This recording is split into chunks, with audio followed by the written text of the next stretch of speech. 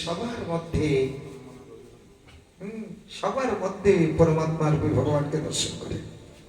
তাই তো এটা হয়েছে উপরের স্তরের কথা। যত উপরে উঠবে তত সমান সমান দেখবেন, বেশি কিছু ব্যবধান দেখা যায় না, সবই সমান। তো ভগবানের রাসলীলা সম্বন্ধে যারা কটূক্তি বা সন্দেহ করেন, ভিতরে প্রবেশ করে দেখুন শুধু রস আর রস। যেমন আনারসের চতুর্দিকে কাটায় কাটায় কাটা, আনারসের গোড়ায় কাটা, পাতায় কাটা, গায়ে কাটা, কিন্তু কাটাগুলা যখন সরাবেন তখন ভিতরে শুধু রস আর রস। এই তো তেমনি বৃন্দাবন লীলার মধ্যে যদি কোন ভাগ্যবান জীব প্রবেশ করতে পারে, শুধু রসেই রস, রসেই রস। এই যে গোপীরা, তারা আমাদের মায়েদের মতো কোন রক্তে মাংসে গড়া রমণী নয়।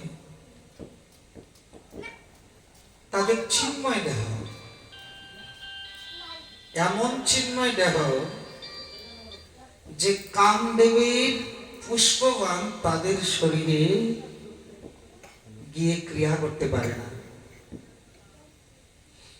এই জগতে পশু পাখি থেকে যত জীব জন্তু আছে, সবার মধ্যে কামদেব তার পুষ্পবান নিক্ষেপ করে, কিন্তু গোপী দেহে কামদেবের বাণ বিদ্ধ করতে পারে না।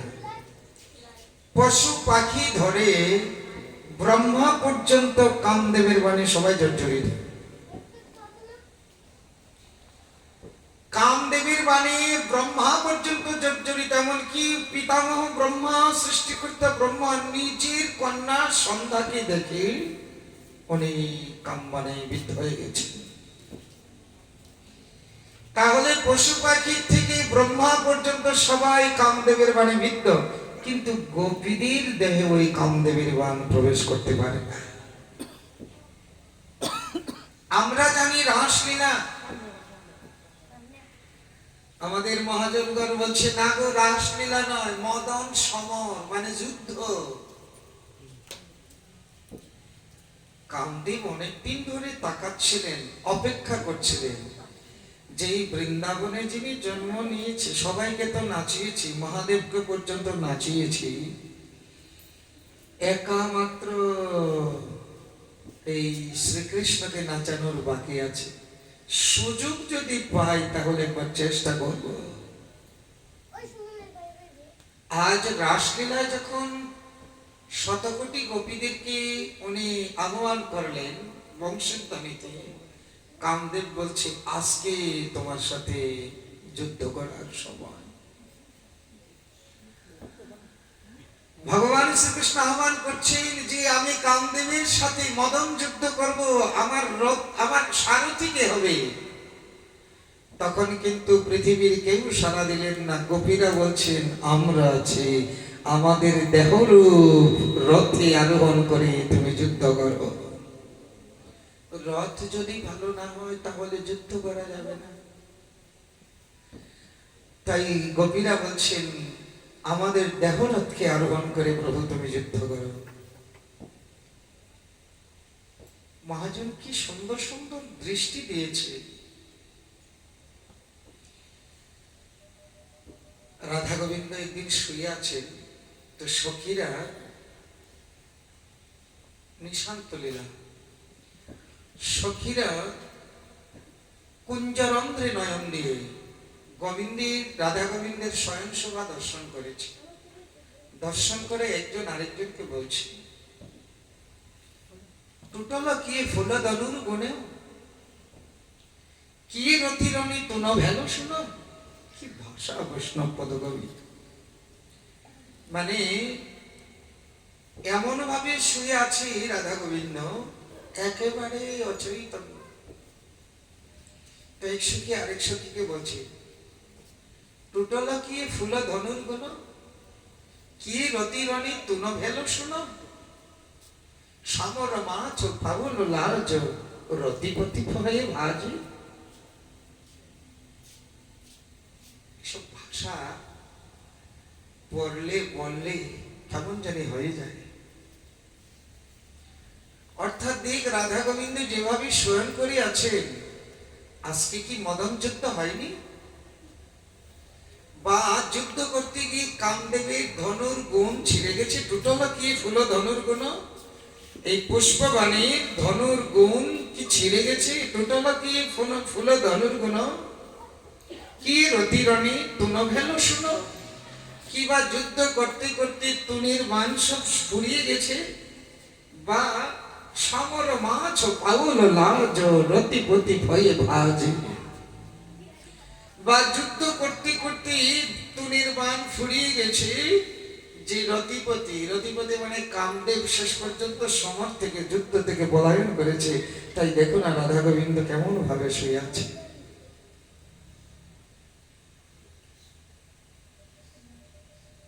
এই রাসলীলা মহাজন বলছে, এই মদন সমর, মদন যুদ্ধ, এই রাসলীলাতেই চরিরথে চরি গোপীর মনোরথে মন মথের মনমথে। চৈতন্য চরিতামৃতকার কি লিখনে দিয়েছে, চরি গোপীর মনোরথে মন মথের মনমথে।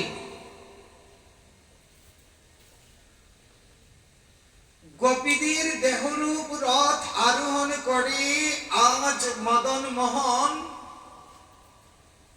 আজ ওই মনমথের মনমথিত করছে। যিনি সবার মনকে চঞ্চল করে, সবার মনকে চঞ্চল করে দেয়, সেই কামদেব আজ তার মনকে চঞ্চল করে দিচ্ছে, তার মনকে মথিত করছে। মনমথির মনমথে নাম ধরেছে মদন মোহন। এতদিন ছিল শুধুই মদন, রাসলীলাকে যখন কামদেবকে পরাজিত করল, তখন তার নাম হলো মদন মোহন। তাই তো মদনকে মোহিত করে, মদন মানে কামদেব, সেই মদনকে মোহিত করেছে, সেই জন্য তো মদন মোহন। তো এই রাসলীলা যে গোপীগণ, তাদের দেহ আমাদের মায়েদের মতো সাধারণ রক্তে মাংস করা দেহ নয়, তাদের দেহ চিন্ময়। তিল পরিমাণে তাদের কাম বিকার নেই। তাহলে কেমন দেখো, ব্রহ্মার পর্যন্ত যা আছে, দেবাদিদেব মহাদেবের পর্যন্ত যা আছে, কিন্তু গোপীদের তা নেই। হরি বল হরি বল। একেবারে কাম বিকার শূন্য, লেশ মাত্র নাই, গন্ধ মাত্র নাই।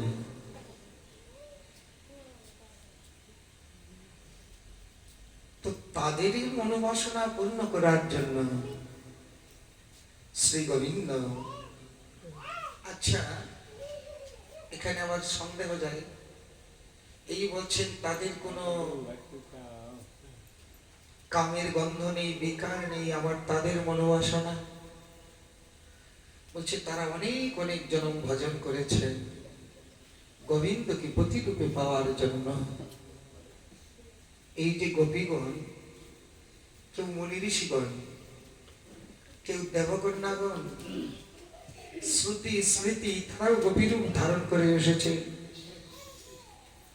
এমনকি নিত্য গোলক বৃন্দাবনে যে নিত্য সখীগণ, তারাও এসেছে গোলক থেকে, তারাও এসেছে। আবার এই ত্রেতা যুগের অনেক দণ্ডকারণ্যের ঋষিগণ, তারাও গোপীরূপ ধারণ করেছে। কল্প কল্পান্তরের যত মুনি ঋষিগণ, তারা গোবিন্দকে পাওয়ার জন্য সবাই একই সাথে একই সময়ে গোপীরূপ ধারণ করে জন্ম নিয়েছে শ্রীধাম বৃন্দাবন। তারা আমাদের মায়েদের মতো সাধারণ মানুষ নয়, রক্ত মাংসের গড়া দেহ নয়। কোটি কোটি জনম, কোটি কোটি কল্প তারা ভজন করে, শেষে তারা ওই কল্প কল্পান্তরে বৃন্দাবনে কোন গোপীর ঘরে জন্ম নেই। আজ যে রাস রজনীর, রাসলীলার যে রজনীটি, তারা কত কত জন্মের যুগের সাধনার ফল আজ এই রাস রজনীটি। তাই রাস রজনীর প্রথম রাসলীলার প্রথম শ্লোকটাই হলো ভগবান পিতা রাত্রি শরদ উৎফুল্ল মল্লিকা বিক্ষুরন্তুম মনশ্চক্রে যুগ মায়ামুপাশ্রিত। এই দেখুন প্রথম শ্লোকটি হয়েছে ভগবান পিতা রাত্রি। এই লিখনের মধ্যে কি তাৎপর্য? রাত্রি লিখতে আমরা স্বাভাবিক লিখি রয়াকা তৈরফলা রসিকা রাত্রি, কিন্তু এখানে শ্লোকটাতে আছে তৈরফলা দীর্ঘি বিসর্গ রাত্রি। তার মানে এটা হচ্ছে বহু বচন, রাত্রি শব্দের বহু বচন। এই হচ্ছে রাত্রি মানে অনেক রাত্রি। তো কত রাত্রি? শ্রীধর স্বামী টিকায় লিখেছেন ব্রহ্মরাত্রি। এই রাসলীলার রাত্রির মধ্যে কত রাত্রি জমেছে বলে ব্রহ্মরাত্রি। ব্রহ্মরাত্রি কত দিনে? সত্য ত্রেতা দাপর কলি ৭১ বার ঘুরে আসলে এক মন্বন্তর, আর ১৪ মন্বন্তরে ব্রহ্মার একদিন বা এক রাত্রি। তাহলে এই ব্রহ্মরাত্রি সমান সমান ১০০০ সত্য, ১০০০ ত্রেতা, ১০০০ দাপর, ১০০০ কলি, এই হয়েছে ব্রহ্মরাত্রির সমান। তাহলে রাসলীলা কত রাত্রি হয়েছিল, কত যুগ হয়েছিল? এই হয়েছে হিসাব। চিন্তা করতে পারলেন?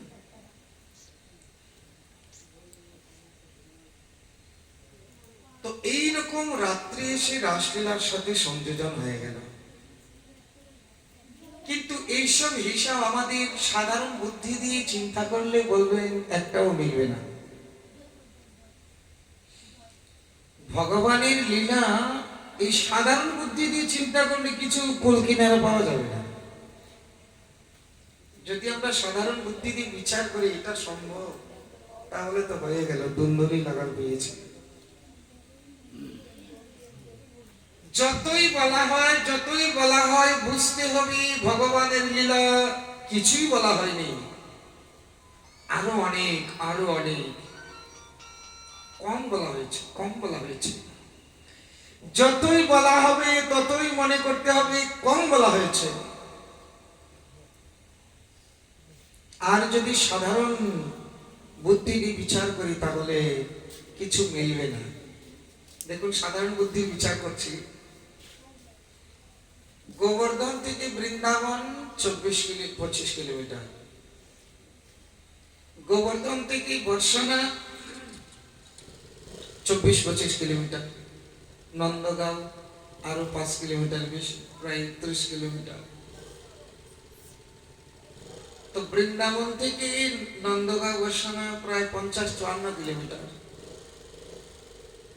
আচ্ছা, বৃন্দাবনে রাসলীলার বাঁশি বাজছে আর এই ৫৪ কিলোমিটার দূর থেকে সখীগণ এসে গেছে, মিলবে? ক্ষুদ্র চিন্তায় আমাদের বুদ্ধিতে বিচারে মিলবে? আমরা যদি হেঁটে যাই তাহলে তো সকাল থেকে সন্ধ্যা হয়ে যাবে, কি? তাহলে এই চিন্তা মিলবে? ভগবান রাত্রিবেলা বাঁশি বাজালো আর গোপীরা বর্ষানাথ থেকে চলে আসলো বৃন্দাবনে, ৫৪ কিলোমিটার, মিলবে হিসাবে? হিসাবে মিলবে না। তো কিভাবে মেলানো যাবে? এটাকে সম্ভব বলে যুগমায়া উপাশ্রিত। যুগমায়াকে উপাশ্রিত করে এই লীলা করছে অঘটন ঘটন পটিয়সী।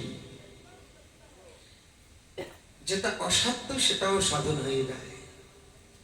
এবং যখনই লীলা হয় বৃন্দাবনে ঠিক একটা পদ্মর পাপড়ির মতো পদ্মের পাপড়িগুলা যখন সংকুচিত হয় তখন এক জায়গায় থাকে, তাই না? আবার যখন বিকশিত হয় তাহলে কত জায়গা নেই। একই পদ্মের পাপড়ি যখন সংকুচিত থাকে সবগুলা একত্রিত থাকে, একেবারে একটু জায়গা নেই। আর যখন প্রস্ফুটিত হয় তাহলে কত জায়গা। বৃন্দাবনের লীলাভূমি তদ্রূপ, কখনো সংকুচিত হয়, কখনো বিকশিত হয়। এই বৃন্দাবনের জায়গা কখনো ছোট হয়ে যায়, কখনো বড় হয়ে যায়। চিন্ময় ধাম, রাস্তা কখনো লম্বা হয়ে যায়, কখনো বেটে হয়ে যায়, এখনো হয়, এখনো হয়, না হলে সম্ভব নয়। এক বাবাজি সন্ধ্যার সময়, সন্ধ্যার একটু আগে রওনা দিয়েছে, বৃন্দাবন যাবে। মনে মনে ভাবছে গিয়ে সন্ধ্যা আরতি দর্শন করব। বেশি দূর নয়, যেখানে যাবে সেখানে গিয়ে সন্ধ্যা আরতি দর্শন করবে।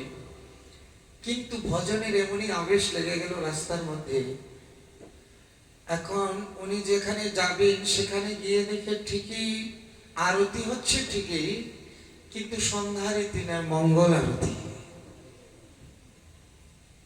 এখন সারা রাত কোন দিকে ঘুরলেন চিন্তা করেন।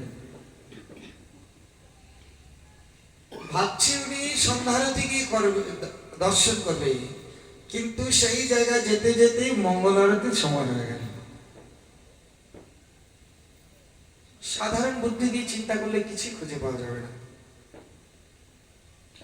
যদি মনে করেন ভগবান শ্রীকৃষ্ণ 7 ক্রোশ গিরি গোবর্ধন বাম হাতের কেনে আঙুলে 7 দিন ধরে রেখেছে, সাধারণ বুদ্ধি দিয়ে বিচার করে কিছু পাওয়া যাবে? এটা সম্ভব? একটা 7 বছরের বাচ্চা ওই 7 ক্রোশ গোবর্ধন পর্বত হাতে ধরে রাখবে? এই সাধারণ বুদ্ধি দিয়ে চিন্তা করলে সব এলোমেলো। যদি তার হৃদয়ে ভগবত প্রেম থাকে, যদি তার হৃদয়ে ভগবত ভক্তি তাহলে থাকে, তাহলে সে বুঝবে এই 7 ক্রোশ গিরি গোবর্ধন তো সাধারণ, সারা পৃথিবীটা থেকেই তো উনি কেনে গলে রাখতে পারে। হরি বল, হরি বল।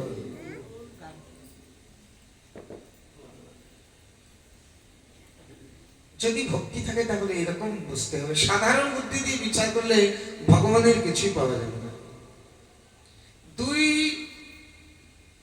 দুই সাধু তপস্যা করছে। একজন বট গাছের মধ্যে উপর দিকে পা দিয়ে নিচের দিকে মাথা দিয়ে, আবার নিচে আগুন জ্বালিয়ে তপস্যা করছে। নিচে আগুন আর গাছের মধ্যে পা ঝুলিয়ে নিচের দিকে মাথা দিয়ে তপস্যা করছে, কঠোর তপস্যা। দেখছেন দেবর্ষি নারদ, খুব তপস্যা করছে। নারদকে দেখে বলছে, দেবর্ষি আপনার তো গোবিন্দের সাথে দেখা হয়, তো গিয়ে বলবেন যে প্রভু আমাকে দর্শন দেওয়ার আর কতদিন বাকি।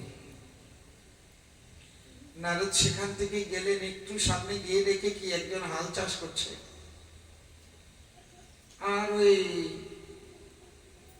খালি মুখে কৃষ্ণ কৃষ্ণ বলছে, আবার লাঠি দিয়ে জমির মধ্যে এইরকম খোঁচাচ্ছে, এই কৃষ্ণ ধরে ফেললাম, এই কৃষ্ণ চলে গেল, এই রকম চলছে। দেবর্ষি নারদ তো অবাক, একজন কিভাবে উপর দিকে পা দিয়ে নিচের দিকে মাথা দিয়ে ভজন করছে, আর একজনের কি অবস্থা দেখো। তো ওই যে হাল চাষ করছে ও বলছে, আরে দেবর্ষি নারদ প্রণাম, আপনি তো ভগবানের সাথে দেখা হবে, তো গিয়ে বলবেন যে আমাকে দর্শন দেওয়ার জন্য আর কতদিন বাকি। দেবর্ষি নারদ মনে মনে ভাবছে, তুমি যে ভজন করছো, লাঠি দিয়ে খোঁচাচ্ছ আর বলছো কৃষ্ণকে ধরে ফেললাম। দেবর্ষি নারদের তেমন একটা পছন্দ হলো না। উনি গোবিন্দের কাছে গিয়ে দুইজনের কথা ব্যক্ত করলেন, প্রভু একজন এইভাবে কঠোর তপস্যা করছে, আরেকজন হাল চাষ করছে, আর এরকম কখনো কখনো আপনাকে গালিও দিচ্ছে, তো দুইজনে বলছে আপনাকে পাওয়ার আর কতদিন বাকি? ভগবান বলছে, দেবর্ষি ওই যে উপর দিকে পা দিয়ে আর নিচের দিকে মাথা দিয়ে যে তপস্যা করছে, ও পেতে হলে ওই গাছে যতগুলো পাতা আছে হয়তো এত জন্ম পরে আমাকে পাবে। আর ওই যে হাল চাষ করছে, লাঠি দিয়ে খোঁচাচ্ছে, ও তো শীঘ্রই আমার দর্শন পাবে। দেবর্ষি নারদের মনে জাগলো সন্দেহ, বলে, প্রভু এটা তোমার কেমন বিচার? নিচে আগুন জ্বালিয়ে উপর দিকে পা দিয়ে নিচের দিকে মাথা দিয়ে ভজন করছে, আর তাকে বলছে ওই গাছে যতগুলো পাতা তত জনম পড়ে, আর ওই লাঠি দিয়ে খোঁচাচ্ছে জমির মধ্যে, আপনাকে মাঝে মাঝে গালিগালাজও করছে, আর সেও তো শীঘ্র হবে। বলে এক কাজ করো, আবার যখন তুমি যাবে তো দুইজনকে একটা কথাই বলবে, তোমাকে গেলে তো জিজ্ঞাসা করবে যে তুমি কি বলেছিলে ভগবানের কাছে, তখন তুমি বলবে, আরে কি বলবো ভাই, বৈকুণ্ঠে গিয়ে দেখি আশ্চর্য ঘটনা দেখি আর তোমাদের কথা মনে নাই। তখন বলবে, কি আশ্চর্য ঘটনা? তখন তুমি বলবে যে বৈকুণ্ঠে গিয়ে দেখি একটা সুয়ের ছিদ্রের ভিতর দিয়ে বড় একটা হাতি চলে গেছে। এই আশ্চর্য ঘটনা দেখে আর তোমাদের কথা বলার মনে নাই। দেবর্ষি নারদ কয়দিন পর আবার ওই দিকে গেছে, তখন ওই উপর দিকে পা দিয়ে নিচের দিকে মাথা দিয়ে যে তপস্যা করছে, দেবর্ষি নারদকে দেখে বলছে, আরে দেবর্ষি প্রণাম প্রণাম, আচ্ছা বলুন ভগবানের কাছে বলেছিলেন? বলে, আরে ভাই সেখানে গিয়ে দেখে এক আশ্চর্য ঘটনা, আর তোমার কথা বলতে মনে নাই। সে কি আশ্চর্য ঘটনা? বলে, এমন আশ্চর্য ঘটনা আর কোনোদিন দেখি নাই। বলে, কি ঘটনা? বলে, সেখানে গিয়ে দেখি একটা সুইয়ের ছিদ্রের ভিতর দিয়ে একটা বিশাল বড় হাতি চলে গেছে। ওই তপস্বী বলছে, এটা কোনো কথা হতে পারে? সুইয়ের ছিদ্রের ভিতর দিয়ে হাতি চলে যায়, এটা কোনোদিন সম্ভব? ওনার যেমন পছন্দ হলো না। দেবর্ষি নারদ গেলেন আবার ওই হাল চাষওয়ালা ভক্তের কাছে, গিয়ে দেখছে তখনও ওই লাঠি দিয়ে খোঁচাচ্ছে, এই কৃষ্ণকে ধরে ফেললাম, এই কৃষ্ণ ছুটে গেল, ইত্যাদি ইত্যাদি। যখনই দেবর্ষি নারদকে দেখলেন তখনই বলছেন, আরে দেবর্ষি বলেন ভগবানকে বলেছিলেন আমার কথা? বলে, বলেছিলাম ভাই, বলতে মনে নাই ভাই। বলে, কেন? গিয়ে দেখলাম সেখানে আশ্চর্য ঘটনা। বলে, কি ঘটনা? বলে, গিয়ে দেখলাম একটা সুইয়ের ছিদ্রের ভিতর দিয়ে একটা বিশাল বড় হাতি চলে গেছে। এই আশ্চর্য ঘটনা দেখে আর তোমার কথা বলার মনে নেই। ওই ভক্ত বলছে, এটা একটা কথা হলো নাকি? আরে একটা সুইয়ের ভিতর দিয়ে হাতি তো বড় কথা কেসে, ভগবানের ইচ্ছা হলে তো সারা পৃথিবীটাই নিয়ে নিতে পারে। একটা সুইয়ের ছিদ্রের ভিতর দিয়ে হাতি তো সাধারণ কথা, একটা সারা পৃথিবীটাই নিয়ে নিতে পারে, সেটা আবার আশ্চর্য কিসের? দেবর্ষি নারদ যখন ভগবানের কাছে গেলেন, বলে, কিরকম বুঝলে দেবর্ষি? বলে, প্রভু আপনি যা বলছেন তাই ঠিক, ওর যে বিশ্বাস সাধারণ বুদ্ধি দিয়ে আমাদের বিচার, অন্তত পক্ষে ভগবান সম্বন্ধে বিচার কিছুই চলবে না। যুক্তি তর্কের উপরে একমাত্র বিশ্বাস ভক্তি দিয়েই জানা যায়, শ্রদ্ধা ভক্তির দ্বারাই জানা যায়, অন্য কোনো কিছুর দ্বারা তাকে জানা যায় না। ভগবান শ্রীমদ ভাগবতে বলছেন, ন মান সাংখ্য ন যুগে ন শ্রদ্ধায় তপস ত্যাগে। আমাকে না সাংখ্য যুগে, না যোগে, না শ্রদ্ধায়, না তপে, না ত্যাগে পাওয়া যায়। একমাত্র যথা ভক্তি মমূর্জিত, ভক্তিতে যে রূপ আমাকে জানা যায়, আমাকে পাওয়া যায়, সেই রূপ না সাংখ্যযোগ, না যোগ, না তপস্যা, না তেগে, না শ্রদ্ধায়, কোনো কিছুতে এইরকম আমাকে জানা যায় না, এইরকম আমাকে আস্বাদন করা যায় না। ভক্তিতে যেরকম আমাকে আস্বাদন করা যায়। দেখুন শ্রীদাম সুদাম দাম বসুদাম, তারা ভগবানকে কিরকম আস্বাদন করেছে। ওরা বৃন্দাবনের গোপ বালক, কিন্তু ব্রহ্মার ভাগ্যে কি হলো এরকম আস্বাদন? ব্রহ্মার পরীক্ষা করতে গেলেন ভগবানকে। জ্ঞানের ভান্ডার ব্রহ্মা, কিন্তু ভগবানকে পরীক্ষা করতে গেলেন। এতে কি হলো? ভগবানের কাছে ব্রহ্মার অপরাধ হয়ে গেল। শেষ পর্যন্ত ভগবান ক্ষমা চেয়েছে, আর ওই শ্রীদাম সুদাম দাম বসুদামের ভাগ্যের বলিহারি যাচ্ছে। অহভাগ্যম অহভাগ্যম নন্দ গোপ ব্রজৌ কোশাম। আহা, এই নন্দ ব্রজের গোপ বালকদের কি ভাগ্য, তাদের বলিহারি যায়, বলিহারি যায়।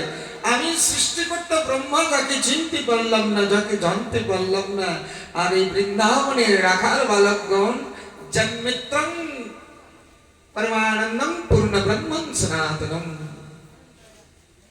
আহা, এই নন্দব্রজের গোপ বালকগণ পূর্ণ ব্রহ্ম সনাতন ভগবানকে তারা মিত্র রূপে পেয়েছে। কখনো কাঁধে চড়িয়েছে, কখনো কাঁধে চড়েছে। এইরকম ভাবে না হলে কি আস্বাদন করা যায় কাউকে?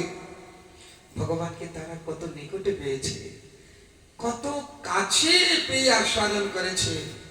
আহা, এইরকম আস্বাদন তো একমাত্র ভক্তির দ্বারাই করা যায়। মা যশোদা, যিনি অনন্ত কোটি বিশ্ব ব্রহ্মাণ্ডের মালিক, মা যশোদা তাকে পুত্র রূপে কোলে নিয়ে এমনকি নিজের স্তন্যামৃত পান করে ভগবানকে লালন পালন করছে। ভক্তি ছাড়া আর কি? একমাত্র ভক্তি, ভক্তি তাকে ভালোবাসা। যিনি সর্বজ্ঞ ভগবান মা যশোদার কাছে একেবারেই অজ্ঞ। যিনি সর্বশক্তির আধার, তিনি মা যশোদার কাছে মিথ্যা কথা বলে। যার ভয়ে জম ভীত, সে মা যশোদার ভয়ে ভীত। একমাত্র ভক্তি দেখ। তাহলে সখ্য বাৎসল্য মধুর। আর গোপীদের কাছে যে গোবিন্দ কিরকম বশীভূত, এ তো মধুরাতি মধুর। আমরা যখন আমাদের গৌরী বৈষ্ণব আচার্যদের গ্রন্থাবলী পড়ি, বিলাপ কুসুমাঞ্জলি, ভগবানের কি অবস্থা! রাধারানী মান করেছে, আর গোবিন্দের কি অবস্থা! গীত গোবিন্দ জয়দেবের লিখন। বদশিতবি কিঞ্চিদবি তরুপি কৌমুদী। কবি জয়দেবের লিখনীতে শেষ পর্যন্ত এই মান প্রশমান করতে গিয়ে ভগবান শ্রীকৃষ্ণ রাধারানীকে অনেক অনেক অনেক প্রকার কলা কৌশল প্রয়োগ করেছে, কিন্তু কিছুতেই রাধারানীর মান ভঞ্জন হলো না। কত না কাটনাকাটি, কত না করের মুরলি, মাথার চূড়া, চরণের নুপুর সব কিছু দিয়েছে, তবু রাধারানীর মান ভাঙলো না। তখন রাধারানীর যখন মান ভাঙলো না, সখীদের কাছে করজোড়ে গিয়ে প্রার্থনা করে, হে ললিতা, হে বিশাখা, হে তুলসী, তোমরা একটু আমাকে রাধারানীর কাছে নিয়ে যাও না। দেখুন, অনন্ত কোটি বিশ্ব ব্রহ্মাণ্ডের মালিক, সবাই যাকে করজোড়ে স্তুতি করে, আর সেই অনন্ত কোটি বিশ্ব ব্রহ্মাণ্ডের মালিক যারা রাধা দাসী, যারা রাধা কিঙ্করী, তাদের কাছে করজোড়ে প্রার্থনা করে। তাতে রাধা কিঙ্করীর গৌরব দেখো। আমাদের রাধারানীর জন্য সর্বসর্বা অনন্ত কোটি বিশ্ব ব্রহ্মাণ্ডের মালিক আমাদের কাছে করজোড়ে। সেই জন্য মহাপ্রভু দিতে এসেছে এই রাধা কিঙ্করী ভাব, এই মঞ্জুরি ভাবের ভজন। এই হয়েছে গৌরী বৈষ্ণবের ভজন, মঞ্জুরি ভাবের ভজন দিতে এসেছে। কেননা এই মঞ্জুরি স্বরূপে ভজনের যে আনন্দ মহাপ্রভু দিয়ে গেছেন, এই মহাপ্রভুর পরম্পরায় যারা যারা অন্তর্ভুক্ত, তারা এই মঞ্জুরি সাধন প্রতিদিন চিন্তন করে লীলারসে ডুবে, একেবারে লীলারসে ডুবে থাকে। এখন এমন এমন ভক্ত আছে, এমন এমন বৈষ্ণব আছে, তারা 24 ঘন্টা লীলাতে ডুবে থাকে। এখন আছে এইসব মহাত্মাদের একটু দর্শন পাই, এটাই জীবনের ভাগ্য, এটাই আপনাদের আশীর্বাদ। এমন এমন নিষ্কিঞ্চন মহাত্মাদের দর্শন সঙ্গ প্রসঙ্গ পাই, তখন আর মনে হয় কোন জগতে আছি আর ওনারা কোন জগতে আছে। নিজেকে ঘৃণিত মনে হয়, নিজেকে ধিক্কার দিতে মনে হয় যে ওনারা কোথায় বিচরণ করছে আর মাতৃসজীব কোথায় বিচরণ করছে। এক মহাত্মার সাথে দেখা হয়, কি বলবো, লোকালয়ে থাকে না, রাধাকুণ্ডের থেকে একটু দূরে মুখরায় গ্রাম, গ্রামের থেকে আরো বাইরে জমি, মাঠ, মাঠের মধ্যে যে জমি, জমির মধ্য দিয়ে একটা নালা, নালার পারে ছোট একটা ঝুপড়ি করে, কোনো মানুষের গতাগতি নাই, না আছে সেখানে আলো, না আছে কিছু থাকার মতো বাসস্থান, শুধু একটা ঝুপড়ি, কিছু পলিথিন তিরপাল দিয়ে একটা ঝুপড়ির মতো বানিয়ে সেখানে উনি থাকেন। যদি অযাচক ভাবে কিছু পেল, রুটি মাধুকরী খেলো, নতুবা ওই জমির আইলে কিছু শাক হয় না, কিছু হেলেঞ্চা বতুয়া,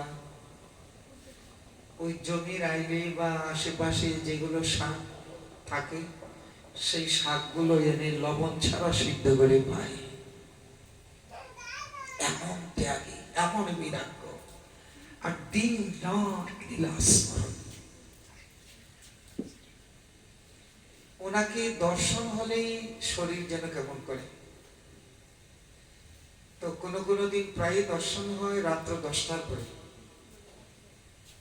যেদিকে বেশি মানুষ গতাগতি করে সেদিকে উনি যান না, যেদিকে কোনো মানুষ নাই, অন্ধকার, সেদিকে যায়। তো আমি মাঝে মাঝে এখানে দাঁড়িয়ে থাকি যে ওনার দর্শন পাওয়ার জন্য। এইরকম এরকম মহাত্মা দিন রাত 24 ঘন্টা লীলার স্মরণে।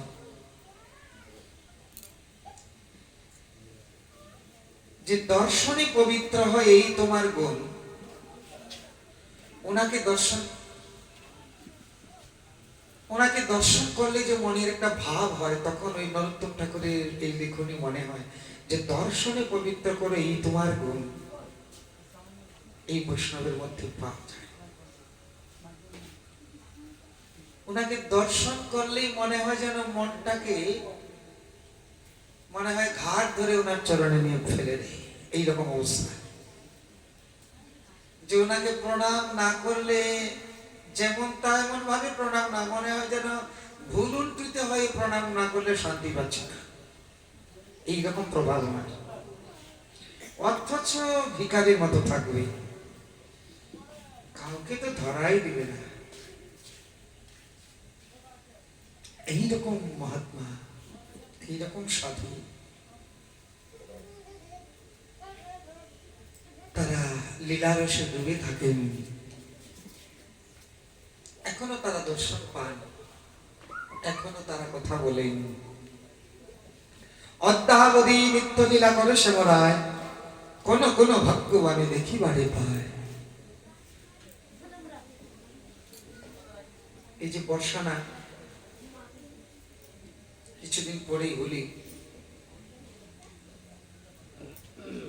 এই হোলির সময় বর্ষানা এক সাধু রাধারানী মন্দিরের উপরে, ছাদের উপরে উনি বসে বসে একটু ভজন করছেন। হঠাৎ দেখছেন কি উপর থেকে আবির, গোলাল এগুলো উড়ে পড়ছে।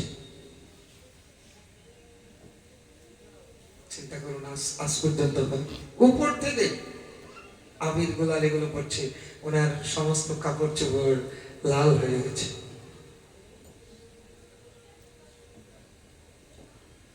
বৃন্দাবনে একদিন রাসলীলা হয়, প্রায় রাসলীলা হয় বৃন্দাবনে। রাসলীলার দল আছে, ওরা রাসলীলা করে, এমন ভাবে সাজে, এত সুন্দর লীলা করে না, এমন এমন আছে লীলা করে করেই তারা সিদ্ধ হয়ে গেছে। তো একদিন এক জায়গায় রাসলীলা হচ্ছে, খোলা মাঠ। তো যে জায়গায় লীলা হচ্ছে সেই জায়গাটা হয়তো মঞ্চ, একটু জায়গা, সারাটা খোলা মাঠ। তো রাসলীলা হচ্ছে, সে দেখো যে রাসলীলা করছে, তাদের ভাবই আলাদা গো। বৃন্দাবনে যারা রাসলীলা করে তাদের ভাব আলাদা। তো কোন একজন ভিডিও রেকর্ডিং করছে, ক্যামেরা দিয়ে ভিডিও রেকর্ডিং করছে। তো রাসলীলা সম্পূর্ণ রেকর্ডিং করছে। পরে যখন রেকর্ডিং দেখছে, তো সেই রেকর্ডিং এর মধ্যে ধরা পড়েছে যে উপর থেকে যতক্ষণ পর্যন্ত রাসলীলা হয়েছে, উপর থেকে ততক্ষণ পর্যন্ত পুষ্প বৃষ্টি হচ্ছে।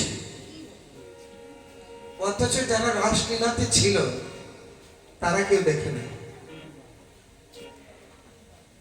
এইরকম এরকম লীলা এখনো হয়। বৃন্দাবনে একটা শ্রেষ্ঠ রাসলীলার দল ফতে কৃষ্ণ, তার নাম ফতে কৃষ্ণ, অনেকজনকে নিয়ে লীলার দল। তো লীলা করতে করতে একদিন কি হয়েছে, যে ছেলেটা কৃষ্ণ সাজে সেই ছেলেটা বাড়িতে গেছে। এখন বাড়িতে গেছে, সকালবেলা সন্ধ্যার সময় এসে লীলা করবে। সন্ধ্যার সময় এসে লীলা করবে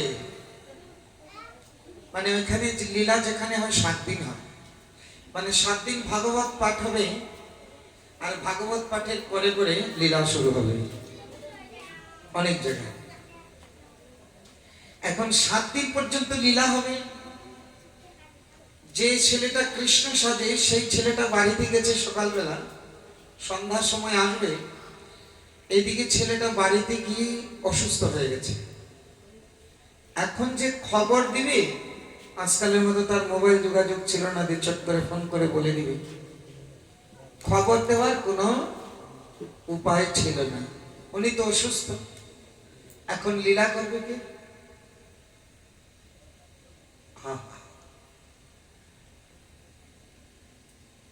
সন্ধ্যার সময় এসে একজন উপস্থিত, ও কিন্তু বাড়িতে অসুস্থ।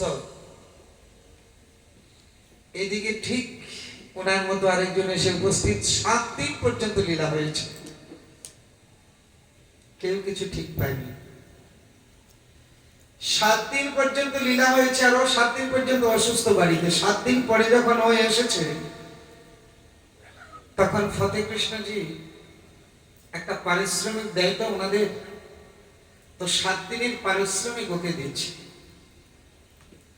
তখন উনি বলছেন, আমি তো 7 দিন আসিনি নাই, তো আপনি কেন পারিশ্রমিক দিচ্ছেন? কি বলছিস, 7 দিন আসিস? বলে, আমি সেই দিন যে গিয়েছিলাম, গিয়ে তো অসুস্থ, আমি তার খবরও দিতে পারি না, আসতেও পারি না, এই 7 দিন পরে আসলাম। সত্যি বলছিস? বলে, হ্যাঁ। বলে, তাহলে 7 দিন পর্যন্ত কে লীলা করলো? কে লীলা করলো? ফতে কৃষ্ণজি কাঁদতে কাঁদতে ব্যাকুল হয়ে গেল। চিন্তা করছেন?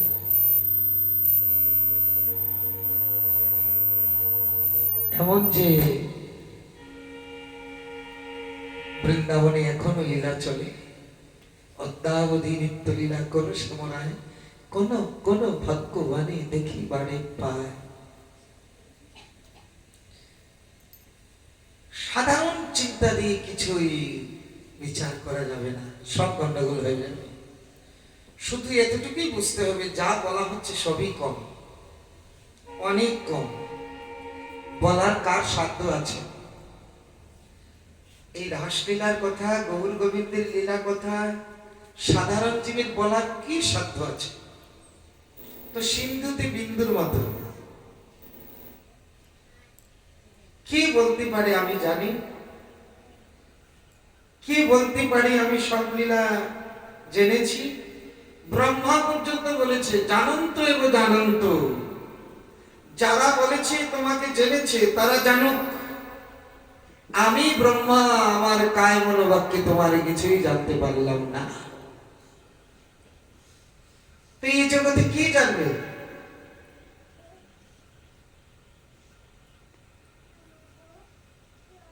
কৃষ্ণদেবায়ন ব্যাসদেব একদিন গঙ্গার তীরে গেছে, গিয়ে দেখে কি কতগুলো চড়ুই পাখি ঠোঁটে করে বালি নিয়ে গঙ্গাতে ফেলছে। গঙ্গা নদীর খুব স্রোত, একটা সাইকেল চালালে যেরকম গতিবেগ গঙ্গা নদীর বেগ সেই রকম স্রোতে বালিগুলো ঠুটে করে, এই চড়ুই পাখিগুলো ঠুটে করে বালি নিয়ে ফেলছে গঙ্গা নদীতে। কৃষ্ণদেবায়ন ব্যাসদেব জিজ্ঞাসা করছে, এই চড়ুই পাখিগুলো তোরা কি করছিস? চড়ুই পাখিরা উত্তর দিচ্ছেন যে আমাদের মনে মনে ইচ্ছে আমরা গঙ্গা নদীটা বাঁধবো। চড়ুই পাখিরা বলছে। চড়ুই পাখির কথা শুনে ব্যাসদেব হাসছে, বলে বাহ, তোমরা গঙ্গা নদী বাঁধবে? আরে তোমরা ঠোঁটে করে যে বালিগুলো নিয়ে ফেলছো সেই বালিগুলো তো কোথায় উড়িয়ে নিয়ে যাচ্ছে, গঙ্গার স্রোতে কোনো ঠিক ঠিকানা নেই। তোমাদের দ্বারা গঙ্গা নদী বাঁধ দেওয়া সম্ভব? চড়ুই পাখিগণ উত্তর দিচ্ছেন, আপনার দ্বারা যদি ভগবানের লীলা লিখে শেষ হয় তাহলে আমাদের দ্বারা কেন হবে না গঙ্গা নদী বাঁধ দেওয়া? ব্যাসদেবকে বুঝিয়ে দিলেন যে চড়ুই পাখির দ্বারা যেমন গঙ্গা নদী বাঁধ দেওয়া সম্ভব নয়, তেমনি আপনার পক্ষেও ভগবানের লীলা লেখা শেষ করা সম্ভব নয়। কে জানবে? তবে হ্যাঁ, পক্ষী যেন আকাশে কিছু না পায় টের, যতদিন সাধ্য করি যায়। অনন্ত আকাশে কোন কুল কিনারা আছে? পাখিরা উড়ে কুল কিনারা পায়, কিন্তু পাখি তো উড়াল নেই। যার যতটুকু ক্ষমতা, সব পাখি সমান উড়ে না। কোন পাখি অনেক উপরে উঠে, আবার কোন পাখি একেবারে নিচে। তো অনন্ত আকাশে যার যতটুকু উড়াল দেওয়ার ক্ষমতা সে ততটুকু উড়বে। তেমনি গৌর গোবিন্দের লীলারূপ আকাশ অনন্ত, যার যতটুকু ক্ষমতা সে ততটুকু উড়বে। যার যতটুকু যোগ্যতা, কিন্তু উড়াল দেওয়া তো ছাড়বে না। অনন্ত আকাশ বলে কুল কিনারা পাবো না বলে উড়াল দেওয়া তো সারা যাবে না। যতদূর সাধ্য উড়ে যায়। সেই গৌর গোবিন্দের লীলা সাধারণ মস্তিষ্কে, সাধারণ আমাদের বুদ্ধি দিয়ে চিন্তা করে কিছু পাওয়া যাবে না। বর্তমানে ভারতবর্ষের জনসংখ্যা কত? প্রায় 130 কোটি, তাই 37, যাই হোক প্রায়। কিন্তু এই যে ভগবান শ্রীকৃষ্ণ রাসলীলা করেছিলেন, 300 কোটি গোপী ছিলেন রাসলীলাতে।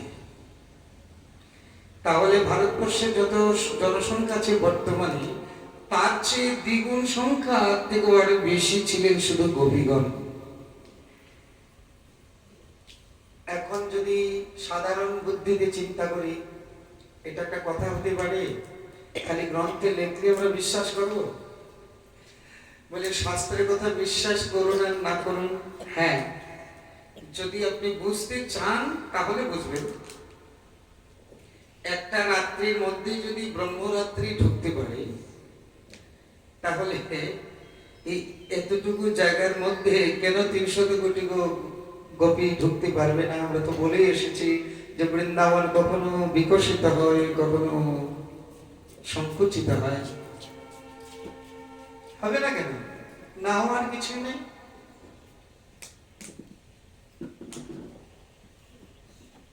না হওয়ার কিছুই নাই।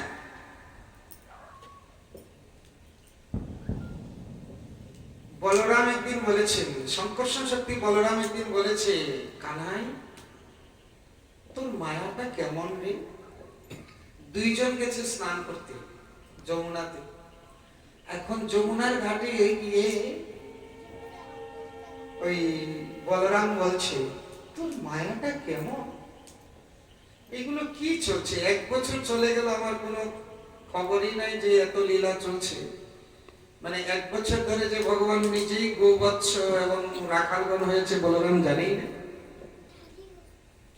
বলছে, তোর এই কি মায়া? তোর মায়াটা কেমন? বলে, দাদা ডুব দাও, স্নান করো। এখন স্নান করতে যে ডুব দিয়েছে আর বলরামের খবর নাই। তো বলরাম দেখছে কোথায় গেছে, ঘুরতে ঘুরতে ঘুরতে ঘুরতে এক জায়গায় গেছে, গিয়ে দেখে একটা ছোট্ট ঘর, ঘরের মধ্যে বুড়িমা। তো জল পিপাসিত হয়ে বলছে, একটু জল দাও। তো বুড়িমা তার নাতনিকে দেখেছে, একটু জল দে। দেখছে নাতনিটা একটু সুন্দরী। এখানে নাতনিকে দেখে বিয়ে হলো। বিয়ে হওয়ার পর ছেলে সন্তান হলো। ছেলে সন্তান হয়ে কয়েকটা ছেলে সন্তান হয়েছে।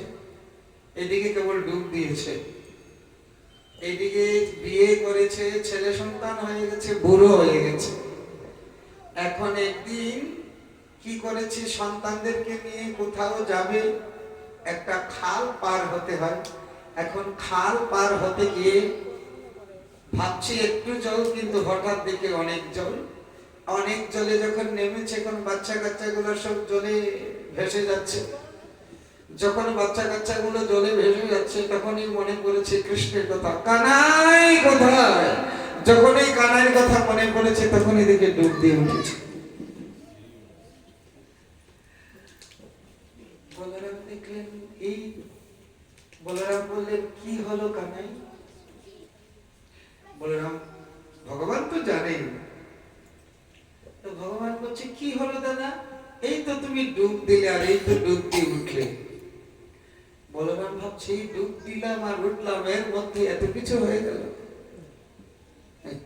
চিন্তা করে, এর মধ্যে বলরাম একেবারে বুড়ো হয়ে বিয়ে শাদী করে সন্তান আদি হয়ে অনেক কিছু হয়ে গেল। এই ডুব দিল আর উঠলো। তাহলে এইসব হিসাব, এইসব বিচার সাধারণ বুদ্ধির দ্বারা করা যায়? ব্রহ্মার মাথা পর্যন্ত গন্ডগোল হয়ে যায়। তো আমাদের ব্রেন এই জায়গায় কি কাজ করবে? সেজন্য কথার তাৎপর্য এটাই যে সাধারণ বুদ্ধি দিয়ে আমরা ভগবানের লীলা বিচার করতে পারবো না। করতে গেলে সবই ভুল হয়ে যাবে।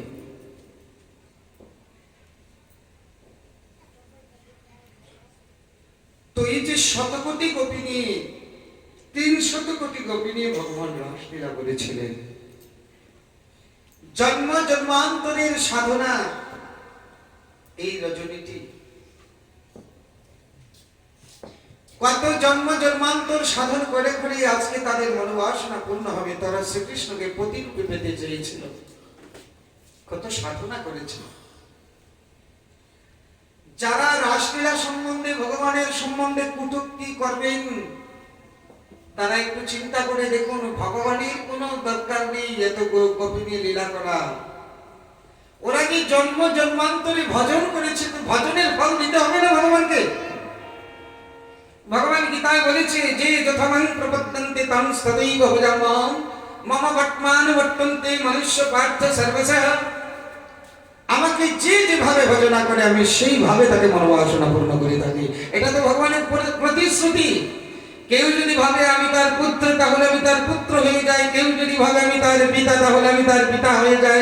কেউ যদি বলে আমি তার বন্ধু, তার বন্ধু হয়ে যায়। কেউ যদি ভাবে আমি তার স্বামী, তাহলে আমি তার স্বামী হয়ে যাই। যে যথামাং প্রপদ্যন্তে, তাহলে ভগবান প্রতিশ্রুতি দিয়েছে। তাহলে মুনি ঋষিরা যে ভগবানকে প্রতিরূপে পেতে চেয়েছে, এই দেবকন্যাগণ ভগবানকে প্রতিরূপে পেতে চেয়েছে, শ্রুতি স্মৃতি আদি ভগবানকে প্রতিরূপে পেতে চেয়েছে। তো একজন একজন করে যদি প্রত্যেকের মনোবাসনা পূর্ণ করে, তাহলে ভগবান কতবার ধরাধামে অবতীর্ণ হতে হবে? তাই সবাইকে একসাথে মনোবাসনা পূর্ণ করে দিয়ে ভগবান যা করছেন ভক্তির মনোবাসনা পূর্ণ করার জন্য। শতকোটি গোপিনী রাসলীলা করছে, কিন্তু এই রাসের মধ্যে যত কৃষ্ণ তত গোপী। আচ্ছা, এখানে যে অনন্ত শক্তি ভগবানের দেখুন, সব গোপী দেখছি আমার কাছে একজন কৃষ্ণ, সব গোপীরা দেখছেন আমার কাছে একজন কৃষ্ণ। যদি কারো ইচ্ছা হয় যে ভগবান যখন শতকোটি গোপী নিয়ে লীলা করেছে, তো আমরা 2-4 জনকে নিয়ে লীলা করালে কি অসুবিধা হবে? যদি কেউ মন ভাবেন, বলে তাহলে ভগবান তো একসাথে শতকোটি রূপ ধারণ করেছিল, তো আপনি 1-2 হয়ে দেখান দেখি। সেই সময় তো নাই। কি আমরা কেউ 2 রূপ ধারণ করতে পারবো? মানুষের মধ্যে আছে। তাই ভগবান যত গোপী তত কৃষ্ণ হয়েছিলেন। তো যত গোপী তত কৃষ্ণ হওয়াতে কি হয়েছে? রাধারানী দেখলেন ঠিক মাঝখানে রাধারানীর কাছে কৃষ্ণ, আর চতুর্দিকে মন্ডল আকারে যত গোপী তত কৃষ্ণ। সবাই খুব গর্বিত, দেখো আজ আমাদের কোটি কোটি জন্মের তপস্যার ফল পেয়েছি, কৃষ্ণকে প্রতিরূপে পেয়েছি। সবাই আনন্দে আত্মহারা, সবাই নিজে নিজের কাছে গোবিন্দকে দর্শন করেছে। এমন সময় রাধারানীর ব্রহ্মভাব প্রকটিত হয়ে গেল। রাধারানী দেখছেন, আরে সব গোপীর কাছে এক এক কৃষ্ণ, তাহলে আমার আর কি মহিমা রইল। শর্ট করে রাধারানী রাসলীলা থেকে অন্তর্ধান করলেন। শ্রীকৃষ্ণ হঠাৎ দেখলেন তার পাশে রাধারানী নাই। যেমন এই মালাটা ফুলে ফুলে লাগা, কিন্তু এটার ভিতরে যে সুতা আছে সেটা কিন্তু দেখা যাচ্ছে না। তো এই মালার সুতাটা যদি না থাকে তাহলে আর ফুল ফুল একত্র থাকবে না, সব ছিন্ন ভিন্ন হয়ে যাবে। তেমনি গোপীগণ সবাই ফুল, আর রাধারানী হয়েছে সুতা। তো সুতা না থাকলে কি আর ফুল একত্রিত থাকে, মালা হয়? যখন এই রাধারানী রাসলীলা থেকে ত্যাগ করলেন, রাসলীলা বন্ধ। গোবিন্দ দেখলেন যে পাশে রাধারানী নাই। রাধারানী কোথায় গেল? এখন রাধারানীকে অন্বেষণ করতে গোবিন্দ অন্তর্ধান। এখন রাধারানী আর কৃষ্ণবাদী অন্য গোপীগণ যারা ছিল তারা সবাই দেখছে, আরে এখনই তো কৃষ্ণ ছিল আমাদের পাশে, এখন দেখে কারো কাছে কৃষ্ণ নাই। এতক্ষণ তারা আনন্দে আত্মহারা ছিল, যখনই দেখছেন কৃষ্ণ নাই তখনই তারা আবার দুঃখের সাগরে একেবারে পতিত হয়ে আবুডুবু খাচ্ছে। সখীগণ একত্রিত হয়ে কৃষ্ণ বিরহ, হায় হায় কত জনম পর আজকের রজনীটা পেয়েছিলাম, আর আমাদের দুর্ভাগ্য গোবিন্দ আমাদেরকে আকর্ষণ করে বংশী নাদে ডেকে আমাদেরকে কাছে এনে, আর এখন আমাদেরকে গহন কাননে গভীর রজনীতে গভীর জঙ্গলের মধ্যে আমাদেরকে ত্যাগ করে কোথায় চলে গেছে। এর থেকে দুঃখের বিষয় আর কি আছে? হায় হায় আমাদের জীবন মন সব বৃথা। অন্বেষণ করতে শুরু করেছে, গোপীরা তন্ময় হয়ে গেছে। তুলসী বৃক্ষদেরকে জিজ্ঞাসা করছে, এই তুলসী, তুমি কি দেখেছো গোবিন্দ কোন দিকে গেছে? এখন বৃক্ষ কি আর কথা বলে? ওরা তুলসীকে নিন্দা করছে, ও তুমি তো আমাদেরকে হিংসা করবে, তুমি গোবিন্দ কোন দিকে গেছে, কেননা তুমি কৃষ্ণ বল্লভা, কৃষ্ণ প্রিয়া, সেজন্য তার কথা তুমি বলবে না, তুমি আমাদেরকে শপথের মতো হিংসা করবে। এগিয়ে গেলে উঁচু উঁচু বড় বড় বৃক্ষদেরকে জিজ্ঞাসা করছে, হে বৃক্ষগণ, তোমরা তো তোমাদের মস্ত গণক উপরে তোমরা বহুদূর পর্যন্ত দেখো, তোমরা কি জানো কোন দিকে গোবিন্দ গেছে? কেউ কোনো কথা বলছে না। বৃক্ষদেরকে জিজ্ঞাসা করছে, তোমরা কি বলতে পারো এদিকে আমার গোবিন্দ গেছে? কিরকম তন্ময়া দেখো। এইভাবে অনেকক্ষণ তন্ন তন্ন করে খুঁজেছে, খুঁজতে খুঁজতে এক জায়গায় গিয়ে দেখে গোবিন্দের চরণ চিহ্ন। রাস রজনী না, একেবারে পূর্ণচন্দ্রের, পূর্ণিমার চন্দ্রে উদিত, আর গোবিন্দের চরণ চিহ্ন গুলো ধুলোর মধ্যে লেগে আছে। এই তো এই তো এই তো গোবিন্দের চরণ চিহ্ন, এই পথে গেছে। তো চরণ চিহ্ন দেখে একটু সামনের দিকে এগোচ্ছেন। এগিয়ে যেতে দেখে এখন দুইজনের চরণ চিহ্ন। গোপীরা সন্দেহ করলেন যে এমন কোন ভাগ্যবতী আছে যাকে নিয়ে গোবিন্দ একা একা আমাদেরকে ত্যাগ করে ওই রমণীর মনোবাসনা পূর্ণ করার জন্য গোবিন্দ তাকে নিয়ে এসেছে। তাই দুইজনের চরণ চিহ্ন। কিছুক্ষণ গিয়ে দেখে আর দুইজনের চরণ চিহ্ন নাই, একজনেরই শুধু কৃষ্ণের চরণ চিহ্ন। গোপীরা একজন আরেকজনকে বলা বলি করছে, মনে হয় সেই ভাগ্যবতী রমণী আর চলতে পারছে না, তাই গোবিন্দ তাকে কাঁধে নিয়ে ঘুরছে।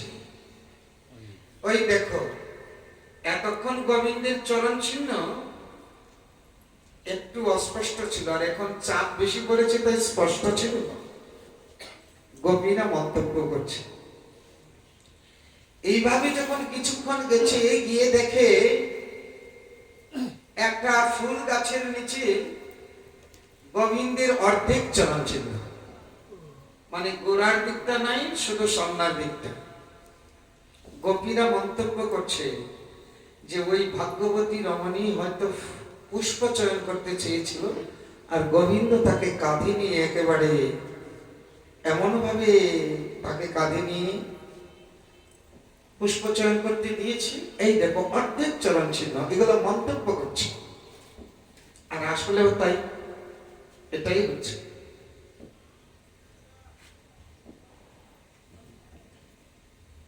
এদিকে হয়েছে কি, রাধারানীকে যখন কাঁধে নিয়ে ঘুরছে গোবিন্দ, রাধারানীর মনে বড় একটু গর্ব হলো যে শতকোটি গোপীকে ত্যাগ করে আমাকে কাঁধে নিয়ে ঘুরছে, তাহলে গোবিন্দ আমার কিরকম বস। যখনই একটু গর্ব হলো তখনই রাধারানীকে ফেলে গোবিন্দ আবার স্নান থেকে উত্তম দেয়।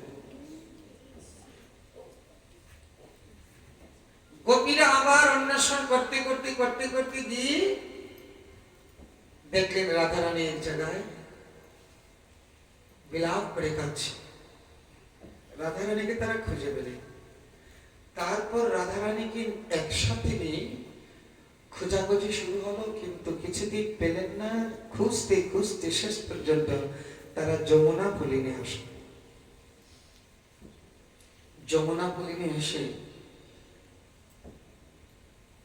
যমুনার দিকে পিছন দিয়ে আর বৃন্দাবনের দিকে সম্মুখ দিয়ে এই সব গোপী মিলে একসাথে তাদের উদ্দেশ্য ছিল যে আমাদের বিরহ আরতি গোবিন্দ নিশ্চয়ই শুনবি, আর শুনি আমাদের কাছে আসবে।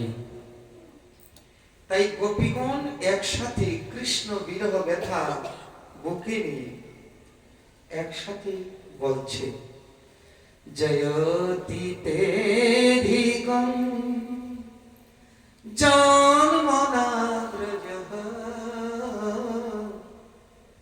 শ্রয়ত ইন্দিরা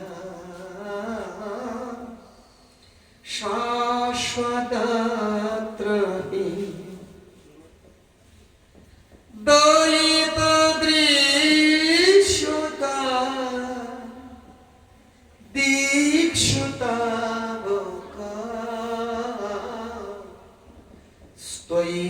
বিচি স্তয়ে ধৃতা সব স্পানি বিচিন্নতে। এই গোপী গীতের প্রথম শ্লোক।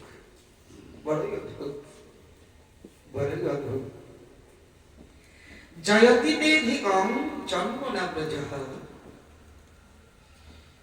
গোপীগণ আত্মীর সুরে কৃষ্ণ বিরহ ব্যথা, বুকে দাউ দাউ করে জ্বলছে কৃষ্ণ বিরহ আগুন। আর সেই বিরহ আগ্নির সুরে, সেই বিরহের সুরে গোপীগণে গাইছে, হে দ্বৈত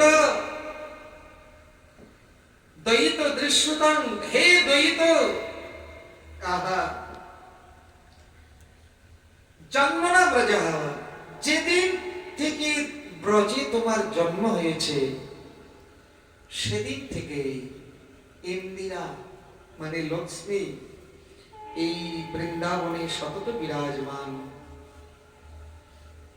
এবং এই ব্রজে আগে যেরকম সম্পদ ছিল, শুভা সম্পদ ছিল, সমৃদ্ধি ছিল, তার থেকে সর্বাপেক্ষা অধিক তেধিকম।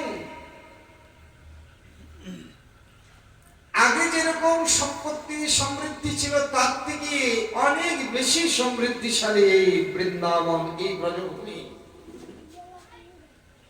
এবং সর্বসম্পদ অধিষ্ঠাত্রী দেবী মহালক্ষ্মী ব্রজভূমি অলঙ্কৃত করিতেছেন। কিন্তু যেদিন থেকে তুমি বৃন্দাবনে জন্ম নিয়েছো সেদিন থেকে এই বৃন্দাবনে কোনো কিছুর অভাব নাই। কারো মধ্যে এতটুকু সুখের লেশও নাই, শুধু আনন্দ আনন্দ। এমনকি বৃন্দাবনের গোপ গোপীনা, পশু পাখি, গুল্মলতা, সরোবর, নদী, তারাও আনন্দে পরিপূর্ণ। তুমি যেদিন থেকে বৃন্দাবনে জন্ম নিয়েছো সেদিন থেকে কোন রকম আনন্দের এতটুকু ঘাটতি নেই।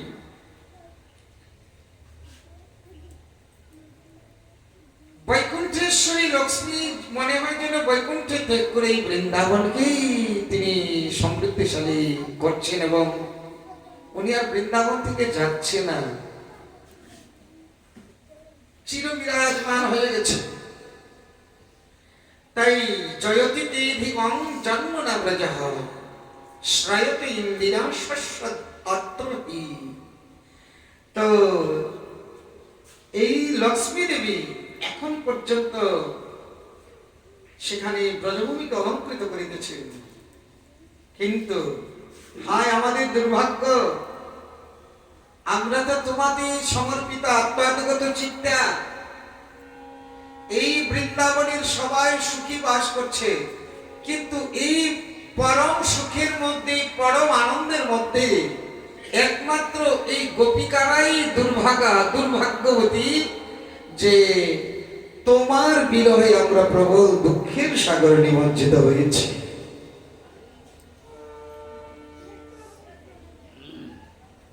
গোপী গীতের একটা শ্লোক,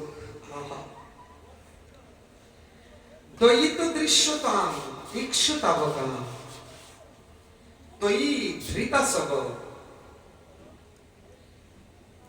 স্তাং বিচিন্নতে। এক একটি এই যে ধৃতাসব, হে গোবিন্দ, ধৃত মানে যে ধরে রাখে, ধৃ ধাতু, ধারণ কুশয়ন। তো ধৃতা, তুমি আমাদেরকে তো ধরে রেখেছ সব কিছু। কেমন? আমাদের মন, প্রাণ, সর্ব ইন্দ্রিয় সব তুমি জোর করে ধরে রেখেছ। ধৃতাসব, এই যে ধৃতাসব অর্থাৎ জিতেন্দ্রিয় প্রাণায়াম, আমাদের মন, প্রাণ, ইন্দ্রিয় সব তুমি ধরে তোমার কাছে রেখে দিয়েছ। আমরা যদি ঘরেও থাকি তবু মন প্রাণ থাকে তোমার কাছে। এই যে তৈ ধৃতাসব,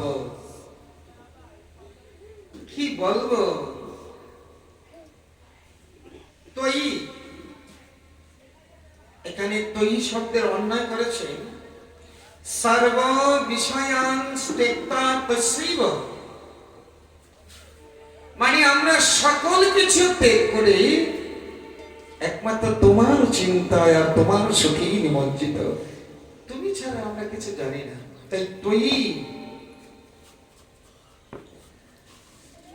প্রত্যেকটি শব্দের কি জয়তি উৎকর্ষেণ বাক্যতে,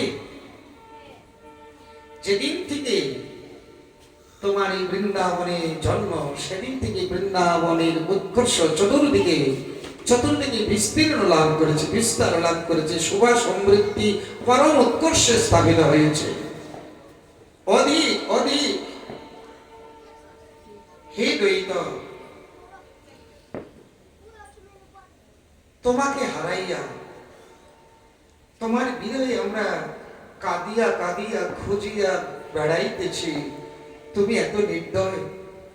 তবে এই বৃন্দাবনের সবাই সুখী আছে, পশু পাখি পর্যন্ত সুখী আছে, তো আমরা যে বিরহের দুঃখে নিমজ্জিত আছি, আমরা শুধু তোমাকে ভালোবাসি বলে এই জন্য কি আমাদের এত দুঃখ?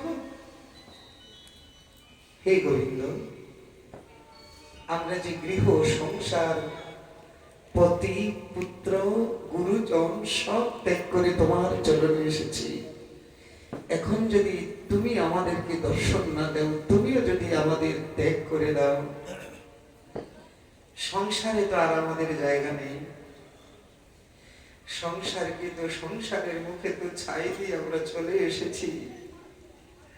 গভীর রজনীতে স্বামীর কুল ত্যাগ করে গুরুজনের আদেশ বাধা অমান্য করে আমরা যে তোমার চরণে এসেছি, তুমি ছাড়া আমরা কিছু দেখি না, জানি না, এমন সমর্পিত চিত্তা আমরা, আর আমাদেরকে তুমি এমন ভাবে ত্যাগ করে চলে গেলে,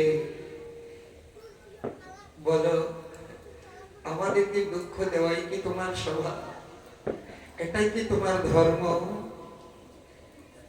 ঠিক আছে, দুঃখ দাও, ক্ষতি নাই, দুঃখ দিয়ে কাছে থাকো, কাছে থেকে দুঃখ দাও, কিন্তু এমন ভাবে দুঃখ দিচ্ছ আমাদেরকে ত্যাগ করে কোথায় চলে গেছো, তোমার দর্শনেই পাই না।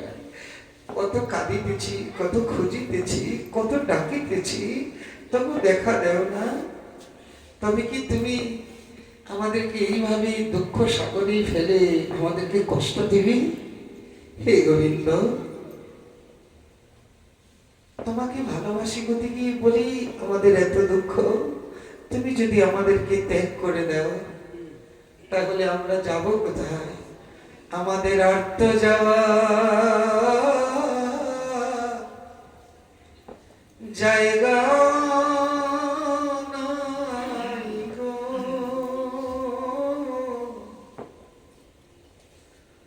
মোরা যে ওই চরণে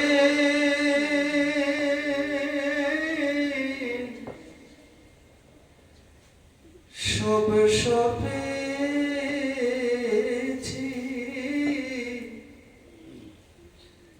আমাদের আর্ত যাওয়া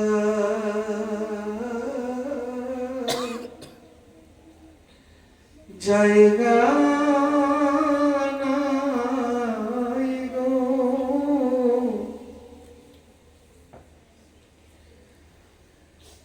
তোমার ওই চরণে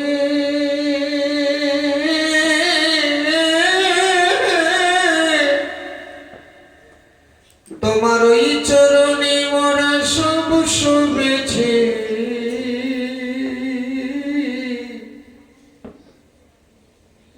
মদের আর্ত যাওয়া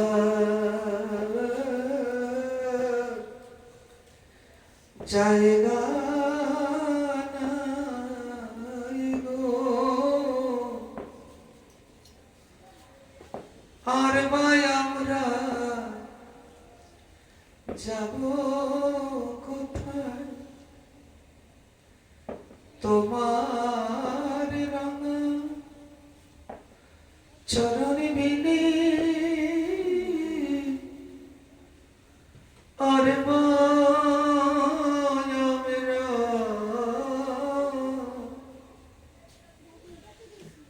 যাব কোথায়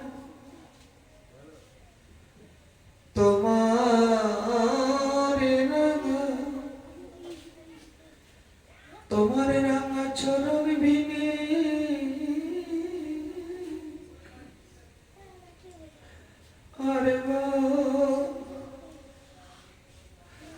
আরে ভাই আমরা যাব কোথায়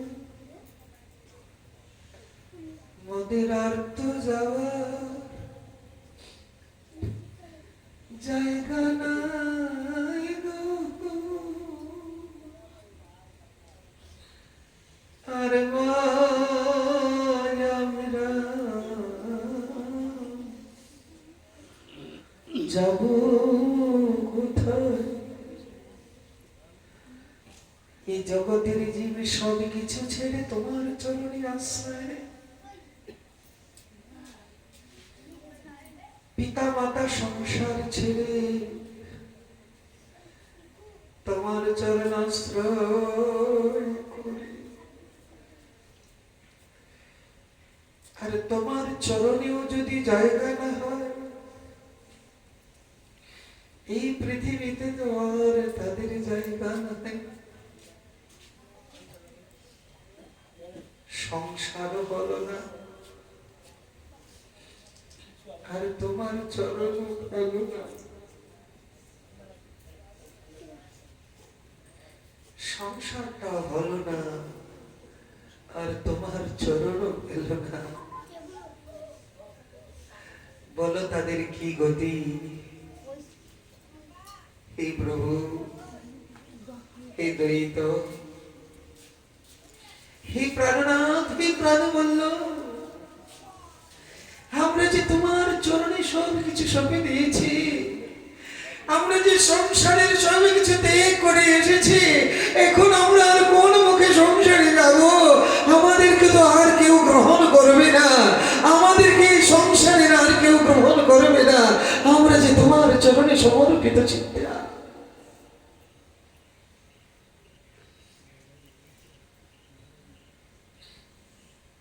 কেন তুমি আমাদেরকে ছেড়ে এইরকম লুকোচুরি খেলা করছো গোবিন্দ কত জন্ম জন্ম সাধন করে আজকের রজনীটুকু পেয়েছিলাম তোমাকে কাছে পাওয়ার জন্য আর এই রজনীটুকু আমাদের বিফলে চলে যাচ্ছে কত জন্ম জন্মের সাধনার ফল আজকের এই রাস রজনী আর তুমি আজকের এই রজনী তো আমাদেরকে ত্যাগ করে কোথায় কোথায় কোথায় কোথায় বিচরণ করছো কেন আমাদের এত দুঃখ দিচ্ছ এই বৃন্দাবনে সবাই আনন্দে বাস করছে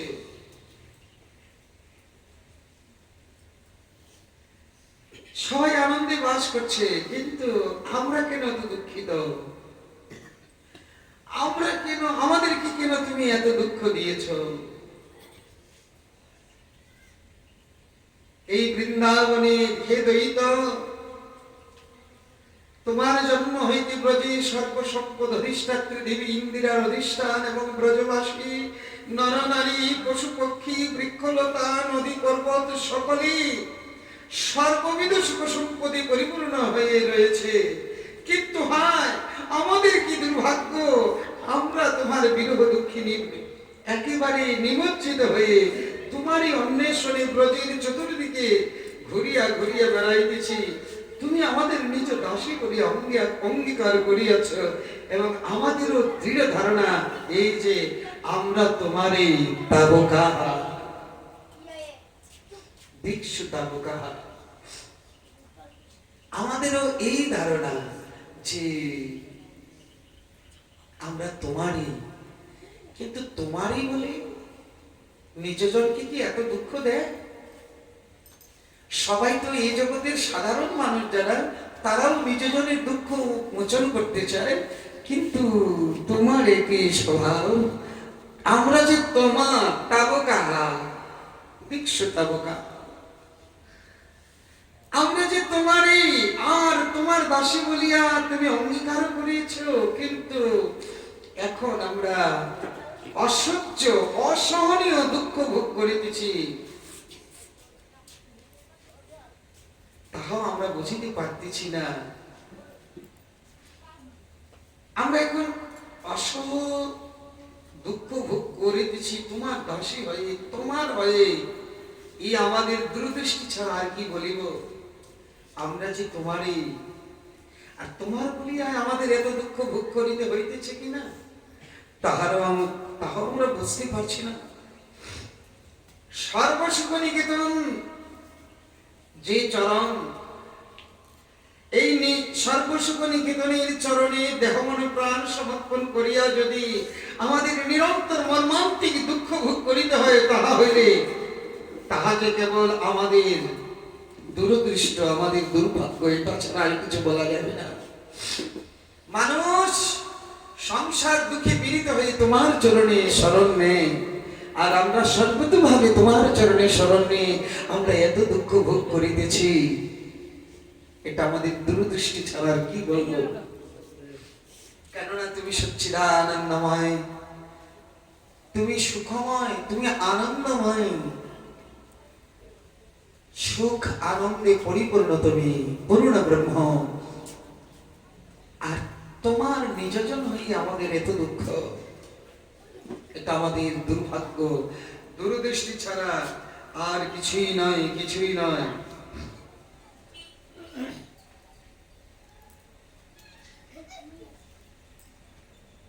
হে দ্বৈত, সমুদ্র তট নিবাসী পক্ষীগণ যে পিপাসা শান্তির জন্য সরোবরের জল পান করে, ইহা অপার অগত জলনিধির পক্ষে বড়ই লজ্জাজনক। সমুদ্রের তটে কোনো পাখি জল পিপাসায় যদি কোনো ডুবার জল